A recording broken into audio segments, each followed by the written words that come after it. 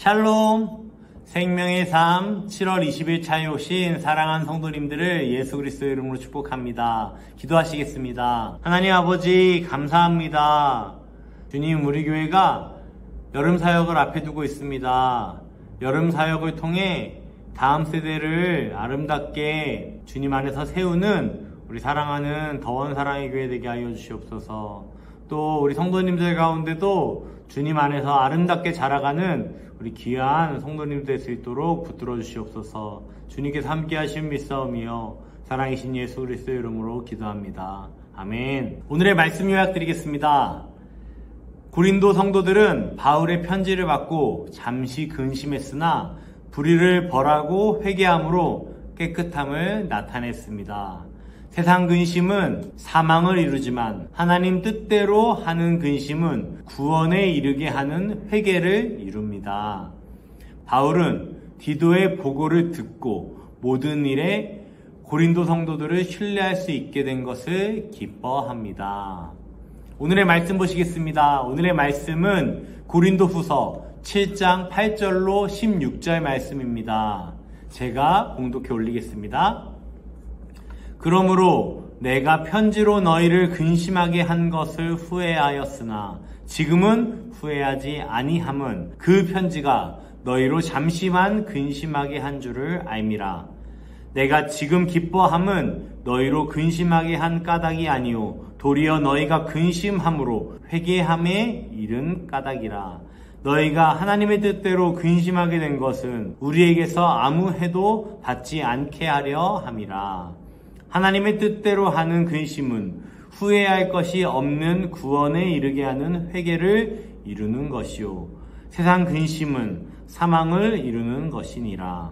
보라, 하나님의 뜻대로 하게 된 이 근심이 너희로 얼마나 간절하게 하며 얼마나 변증하게 하며 얼마나 분하게 하며 얼마나 두렵게 하며 얼마나 사모하게 하며 얼마나 열심 있게 하며 얼마나 벌하게 하였는가.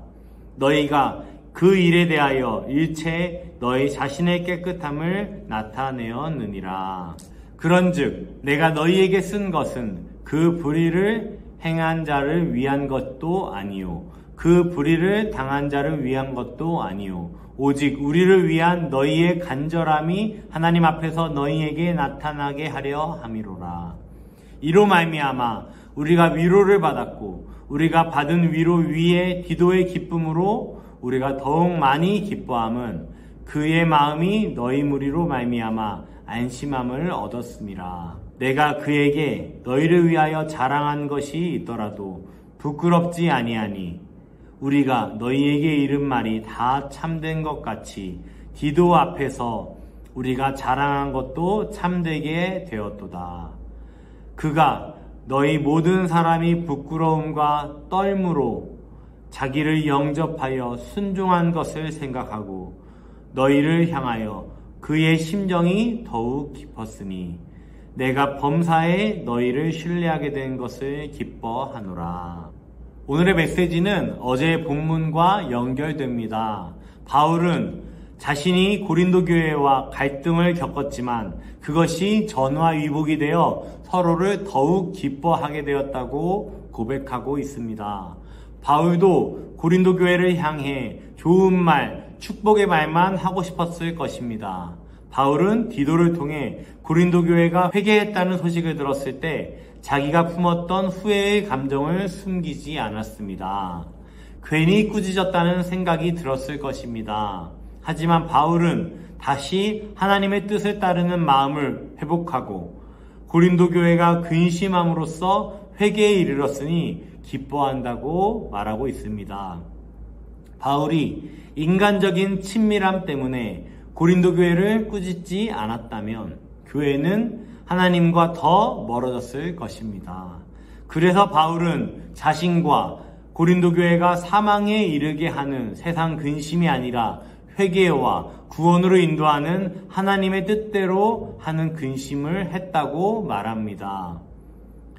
교회가 잘못된 길을 걷는 형제를 꾸짖지 않고 좋은 관계를 유지하려고만 한다면 그것은 영적 해를 받게 되는 것입니다.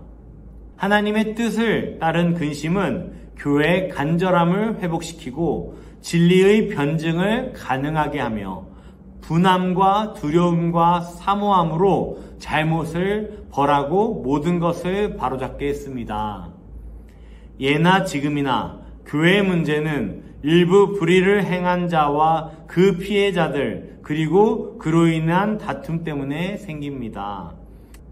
그래서 바울은 자신을 비난한 소수의 사람들이 아니라 자신을 향해 간절한 마음을 품은 나머지 성도들에게 편지를 썼습니다. 바울은 교회를 깨끗하게 하는 힘은 올바른 성도들이 문제를 방관하지 않으므로, 즉 근심하는 과정을 통해 나온다는 것을 알고 있었습니다. 그래서 교회의 문제가 해결되었다는 소식에 위로와 기쁨을 얻었습니다. 주님의 몸된 교회는 이처럼 남의 죄를 대신 지는 성도들의 헌신으로 깨끗해지고 영광을 드러낼 수 있습니다. 바울은 자기가 디도에게 고린도 교회에 대해 자랑했노라고 말함으로써 성도들을 치하합니다.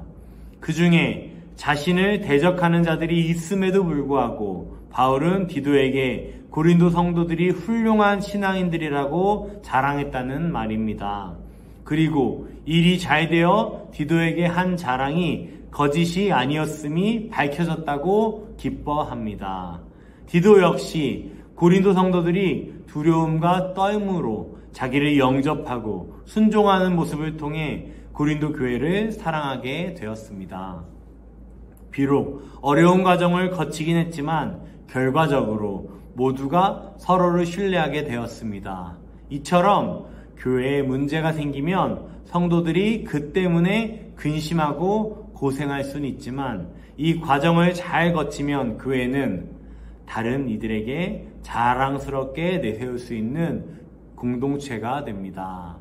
우리도 이처럼 우리 교회가 자랑스러운 교회가 될 수 있도록 섬기는 자들이 되었으면 좋겠습니다. 우리 담임 목사님께서 하셨던 말씀이 생각납니다. 우리 담임 목사님께서 교회를 개척하고 어려움을 겪었을 때 정말 커다란 파도가 우리 교회를 향해, 우리 담임 목사님을 향해 덮치는 것 같았지만 그 파도를 성도들과 함께 손잡고 이겨낼 때 정말 아름답게 성장했다는 그런 고백을 들은 적이 있습니다.